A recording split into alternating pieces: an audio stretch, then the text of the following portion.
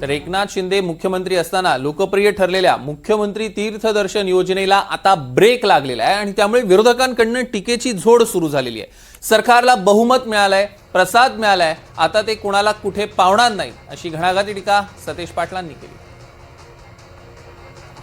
तर सतेज पाटील यांनी घणाघाती टीका केली आहे। सरकारला बहुमत मिळालेलं आहे असं त्यांनी म्हटलं आणि सोबतच त्यांना आता प्रसाद मिळालाय, ते कोणाला आता कुठेच पाठवणार नाही अशी घणाघाती टीका सतेज पाटलांनी केली।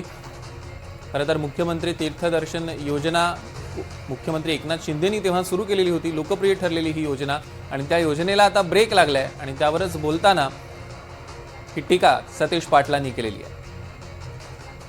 सरकारला आता बहुमत मिळालं असल्यानं त्यांना या तीर्थदर्शन योजनेतनं प्रसाद मिळालेला आहे, त्यामुळे आता ते कोणाला कुठेच पाठवणार नाहीत, म्हणूनच या योजनेला ब्रेक लागलेला आहे अशी घणाघाती टीका सतेज पाटलांनी केली आहे आणि सोबतच इतरही विरोधकांकडून आता टीकेची झोड उठू लागलेली आहे।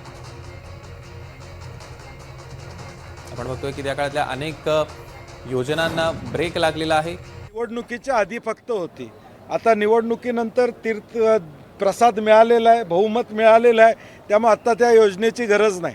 आता लोकांनी देवदर्शनाला स्वतःच्या पैशानं जायचं, सरकार पाठवणार नाही, हे फक्त निवडणुकीचा जुमला होता, नाही तर मग ऑनगोईंग स्कीम राहिली असती ही।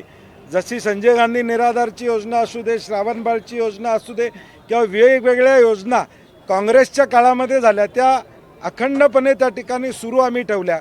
परंतु आत्ता एक नवीन फॅड भाजपनं आणलेला आहे की निवडणुकीसाठी काही योजना आणायच्या आणि त्यातलीच ही योजना आहे, आता परत पुन्हा कदाचित 29च्या आधी ही सुरू होईल।